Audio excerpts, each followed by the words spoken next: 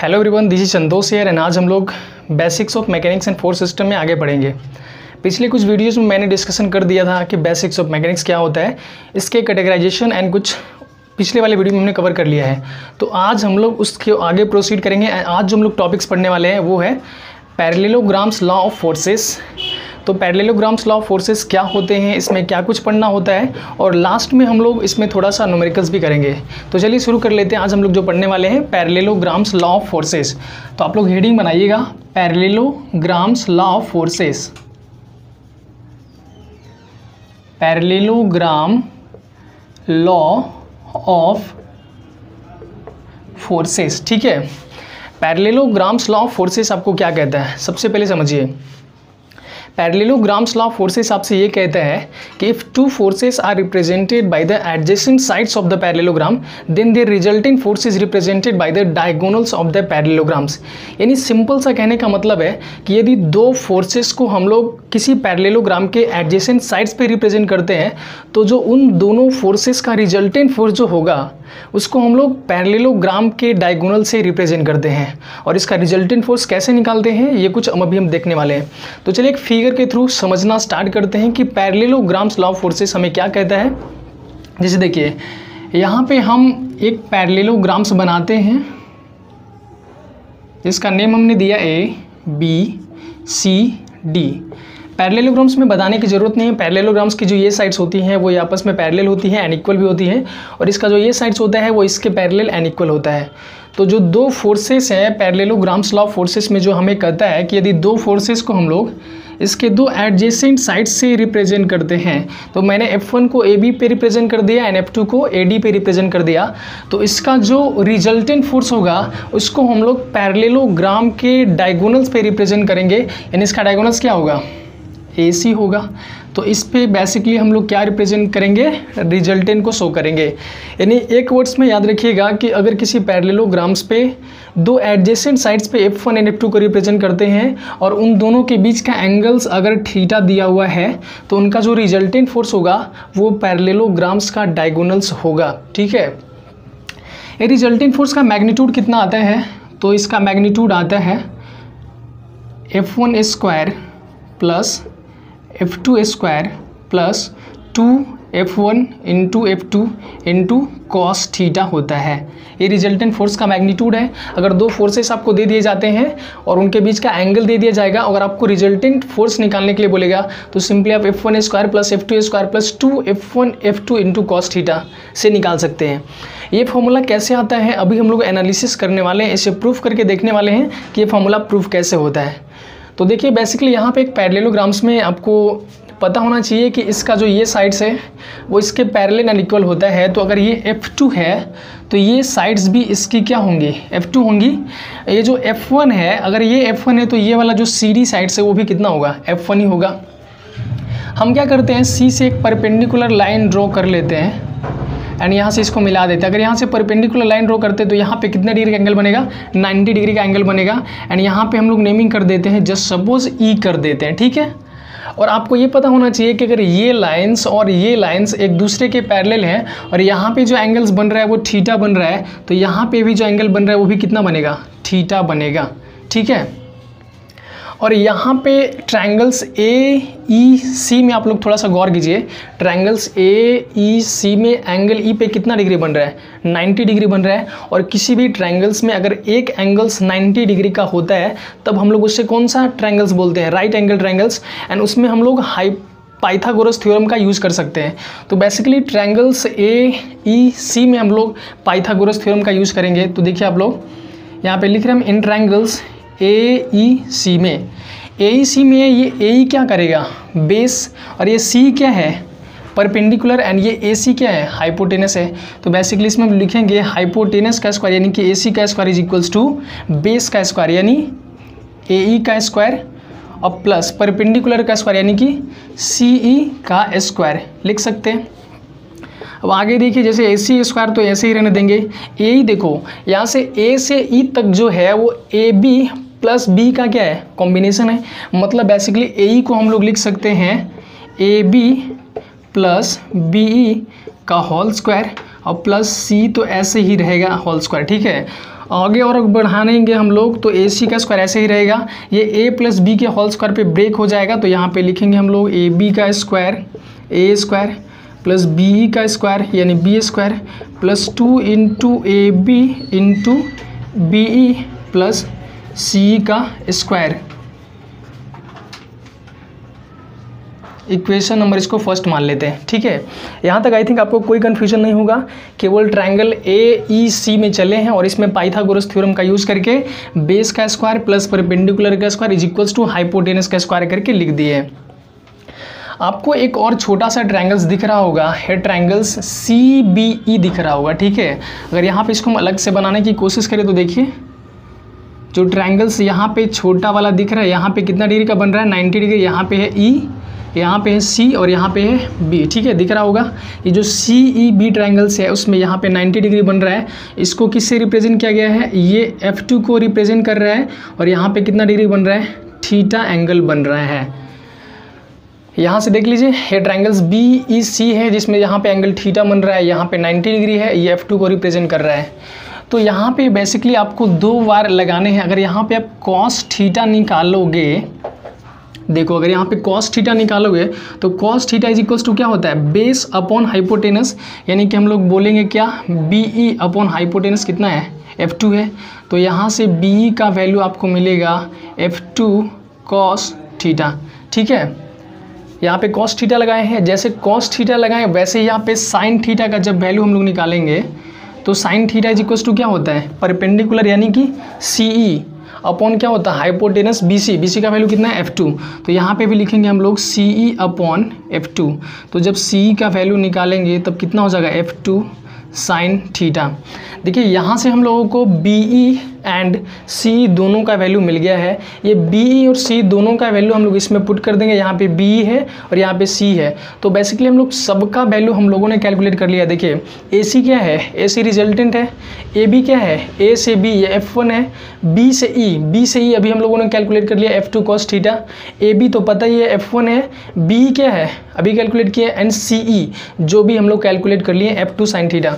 तो सब वैल्यू हम लोगों को पता हो गया एंड सबका वैल्यू इक्वेशन नंबर फर्स्ट में पुट कर देते हैं। तो चलिए पुट कर देते हैं। AC का वैल्यू कितना है, तो AC है आपका रिजल्टेंट, तो हो जाएगा रिजल्टेंट का square is equals to AB क्या है F1 है तो लिखेंगे F1 का स्क्वायर प्लस BE, देखो BE का वैल्यू कितना निकल के आया है F2 कॉस थीटा, तो यहाँ पे लिखेंगे F2 कॉस थीटा का whole square plus 2 into AB, तो AB कितना है, तो AB है F1, देखिए यहाँ पे AB कितना F1 है इंटू BE, तो B तो निकल के आया है आपका F2 कॉस थीटा, ठीक है, और प्लस C का वैल्यू कितना है, तो यहाँ पे है F2 साइन थीटा, इसका क्या लिखेंगे होल स्क्वायर।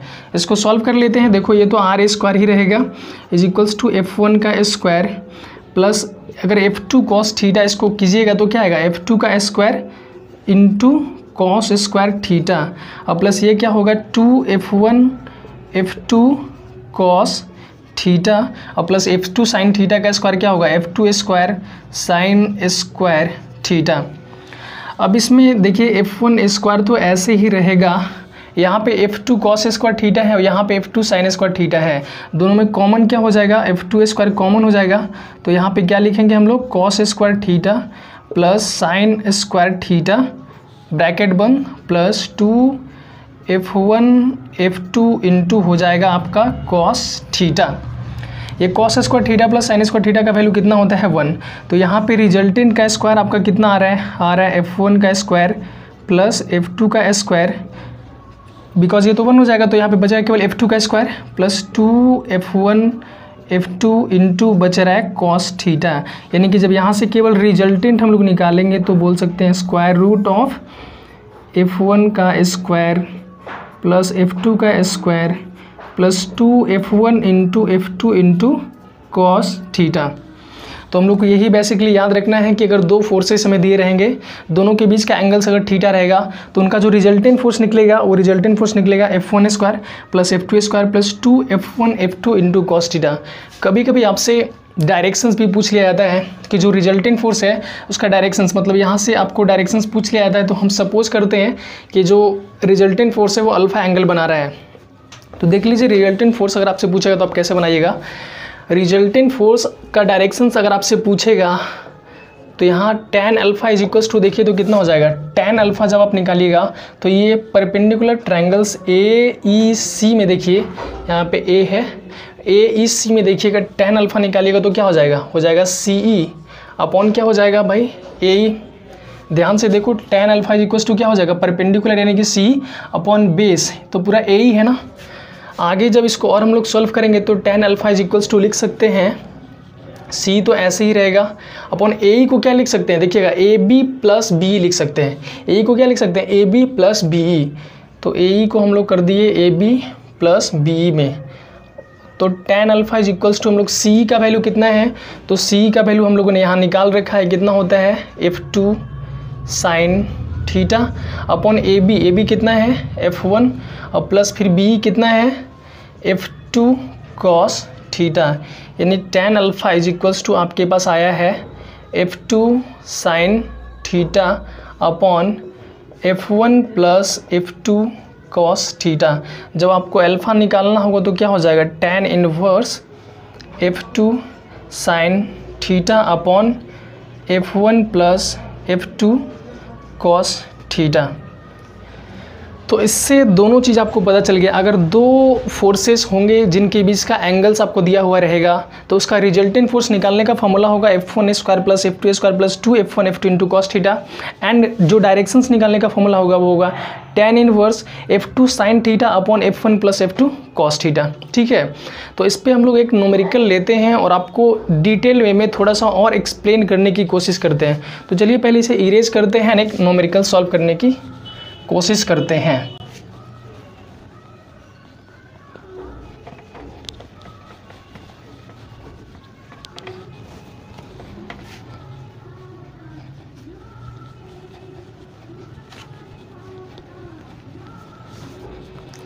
तो हमने अभी तक सीखा क्या, दो फोर्सेस थे, एक था F1 जिसको इससे रिप्रेजेंट कर रहे थे, एक था F2, दोनों के बीच का एंगल्स था थीटा।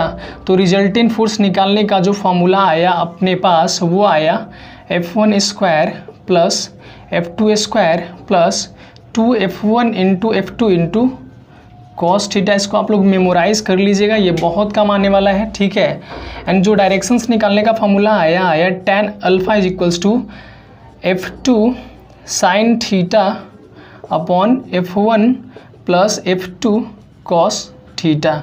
यहाँ से जब आप अल्फ़ा निकालना चाहेंगे एंगल्स तो आएगा tan inverse F2 sine theta upon F1 plus F2 cos theta. तो ये दो फॉर्मूला आपको फाइनली याद रखने हैं।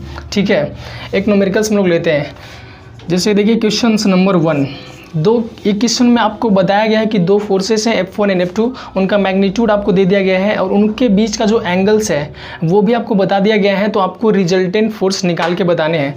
जैसे कि दो फोर्सेस हैं F1 एंड F2। ठीक है, बताया गया आपको कि F1 का जो वैल्यू है वो है 100 न्यूटन और F2 का जो वैल्यू है वो है आपका 150 न्यूटन, एंड जो दोनों के बीच का जो एंगल्स है वो है 45 डिग्री। तो आपको रिजल्टेंट फोर्स एंड उसका डायरेक्शंस निकाल के बताना है। ठीक है, अगर इसको फिगर में आपको बना के दिखाना चाहें तो ये होगा F1 जिसका वैल्यू होगा 100 न्यूटन और ये है F2 जिसका वैल्यू आपको दिया है 150 न्यूटन, एंड दोनों के बीच का जो एंगल्स है वो है 45 डिग्री। तो रिजल्टेंट कैसे होता था, ऐसे होता था यहाँ पे कुछ बीच में, और यही रिजल्टेंट निकालना है। तो जब हम लोग को रिजल्टेंट निकालना होगा तो डायरेक्टली फार्मूला पे पुट कर देना होगा। क्या होता है फार्मूला, वो होता है F1 square plus F2 square plus 2F1 into F2 into क्या होता है कॉस थीटा। ठीक है, F1 का वैल्यू पता है, F2 का वैल्यू पता है, दोनों के बीच का एंगल्स पता है। तो केवल यहाँ पे क्या करना क्या है, सबका वैल्यू क्या कर देना, पुट करना है। F1 कितना है 100 है तो यहाँ पे लिखेंगे 100 का स्क्वायर प्लस F2 कितना है 150, तो 150 का square plus 2 into F1 100 into 150 हो गया F1 square plus F2 square plus 2F1 F2 into क्या होता है कॉस थीटा। तो कॉस और थीटा का वैल्यू कितना है 45 डिग्री। सबको सॉल्व कर देना है। तो देखिए जब 100 का स्क्वायर ओपन करेंगे हम लोग तो कितना 1 पे 40 हो जाएगा और प्लस इसका करेंगे तो कितना हो जाएगा 22500 प्लस 2 इंटू, देखिए इसको मल्टीप्लाई कीजिएगा तो हो जाएगा 15 पे 000, ठीक है। जब 100 को हम लोग इससे मल्टीप्लाई करेंगे 150 से तो हो जाएगा 15 पे 000 और cos 45 का वैल्यू होता है आपका 1/√2। और जब आगे हम लोग सॉल्व करेंगे तो ये दोनों ऐड हो जाएगा तो कितना हो जाएगा 0 0 5 2 3, ठीक है। प्लस इसको मल्टीप्लाई कर लेते हैं या फिर इसको कट कर लेते हैं। देखिए √2 से क्या हो जाएगा कैंसिल, तो यहाँ पे क्या बचेगा √2, यानी कि यहाँ पे बच रहा है आपका √2 × 15,000।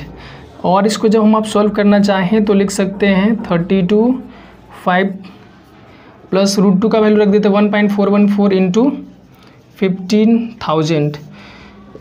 इसको जब हम आगे सॉल्व कीजिएगा तो कैलकुलेट करके यहाँ पे आप आंसर निकाल सकते हैं रिजल्टेड का वैल्यू, ठीक है। इसके बाद कुछ करना नहीं है, आपको डायरेक्ट कैल्सी में रख देना है एंड यहाँ पे कैल्सी में कैलकुलेट करके इसका आंसर बता देना है, इतना न्यूटन आएगा। इसके लिए आपको कैल्सी अलाउड रहता है, यहाँ पे के बाद डायरेक्टली आप लोग कैल्सी में पुट कीजिए एंड आंसर निकाल सकते हैं। अगर इसमें और डायरेक्शंस निकालने की बात कहा है तो हम लोग को डायरेक्शंस भी निकालना पड़ेगा। तो tan अल्फ़ा का वैल्यू इसमें कितना हो जाएगा, क्या होता है F2 sin थीटा होता है ना। देखिए डायरेक्टली वैल्यू ही पुट कर देते हैं। बेसिकली F2 का वैल्यू कितना है 150 है, तो रख देते हैं F2 150 sin 45 upon F1 plus F2 cos theta. F1 कितना है 100 प्लस F2 cos थीटा मतलब 150 cos 45। यहाँ से अल्फ़ा का वैल्यू हम लोग को निकल जाएगा tan inverse 150 sin 45 upon 100 plus 150 cos 45। इसको कुछ करना नहीं आपको, यहाँ पे भी डायरेक्टली आपको रखना है किसमें, कैल्सी में। एंड कैल्सी में जब आप रखेंगे तो डायरेक्टली आपको वैल्यू कैलकुलेट होकर मिल जाएगा। अभी मेरे पास यहाँ कैल्सी है नहीं कि आपको करके दिखा दें, आप कैल्सी में रखिएगा और दोनों आंसर कैलकुलेट करके कमेंट में बता दीजिएगा कि आपका कितना आया है। तो ठीक है, आज इतना ही रहने देते हैं। नेक्स्ट वीडियो में हम पैरेललोग्राम्स लॉ ऑफ फोर्सेस में ढेर सारे न्यूमेरिकल्स लेकर आएंगे और आपको करवाएंगे, जिससे कि आपका जो बेसिक्स है, जो थिंकिंग प्रोसेस है और भी स्ट्रांग हो। तो पढ़ते रहिए, हम आपके लिए ऐसे ही मज़ेदार वीडियो लेकर आते रहेंगे। मिलते हैं नेक्स्ट वीडियो में, तब तक के लिए बाय।